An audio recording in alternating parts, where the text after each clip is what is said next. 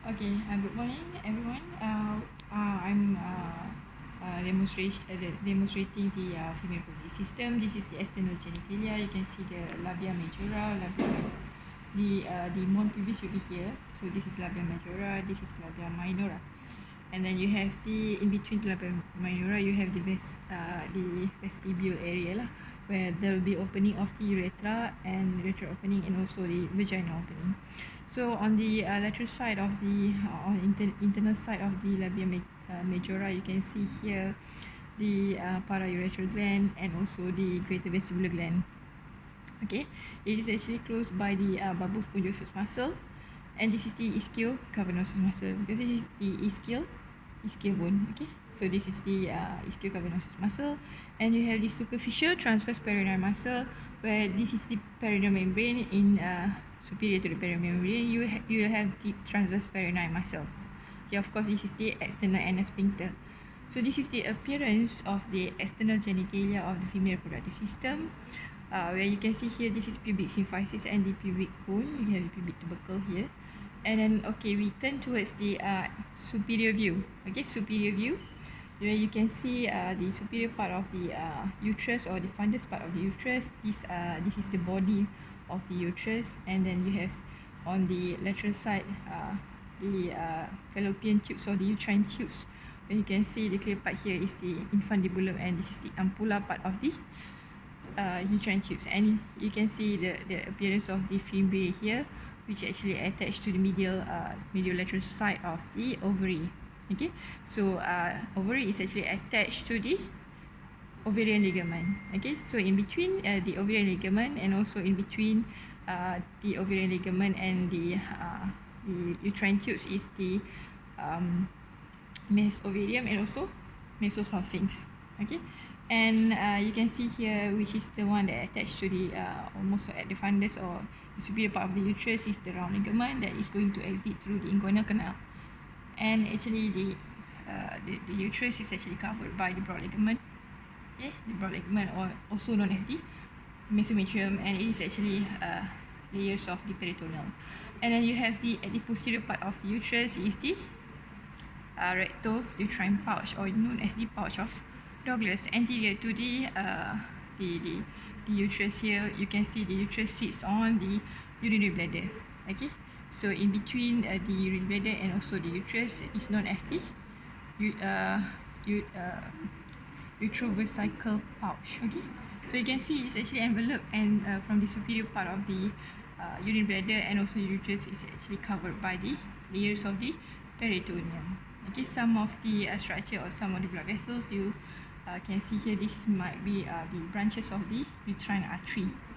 Alright, so you can see clear here, this is the pouch of Douglas. Okay, we open this model. You can see through here the openings of the anal canal, this is the opening of the vagina, and the opening of the urethra. So this is part of the pelvic diaphragm. Okay, you have 4 muscles of pelvic diaphragm here, you have to know. And you can see here, this is the part of the obturator foramen, where you have the obturator membrane here, and this is the internal obturator muscles, the internal obturator muscle. You have the external obturator externus. This is the obturator internus muscles, which is internal to the obturator membrane. Okay, we go towards this model. I think we can actually open this. Okay, so go through this. This is the pouch of Douglas. This is part of the uterus, where you can see the fundus of the uterus. This is the body of the uterus. This is the cervical part of the uterus, and you can see the opening of the uterus here. This is the cervical canal, internal os, and this is the external os. Okay, so the body of the uterus is quite large portion as compared to the cervical part. And cervical part, you have 2 parts: the uterine part and also the vaginal part of the cervix. And then this is the vagina. You can see the irregular surface of the vagina here, and this is the vaginal fornix, where you have the anterior fornix, which is related to the posterior part of the urinary bladder, which is part of the fundus of the urinary bladder. And you can see the trigone here, and this is the fundus of the uterus and also the body of the uterus. And the posterior fornix is related to the pouch of Douglas towards the posterior part, and you can see the rectum. And this is the urinary bladder, where you can see the apical part of the urinary bladder, the fundus and the body of the urinary bladder. This is the urethra, and this is the uterovesical pouch, okay, where you can see the anteverted location, the anteversion of the uterus, where it sits actually on the on the urinary bladder. Okay, so we go towards this. You stop here. Okay, this is missing. This is another model, but it's okay. So this is the rectum. You can see the pouch of Douglas here, the anteverted uterus, okay, the cervix, the cervical canal, the cervix. Okay, so this is the vaginal fornix. Okay, but I already discussed just now. Okay, you can see I want to focus on towards the superior part of the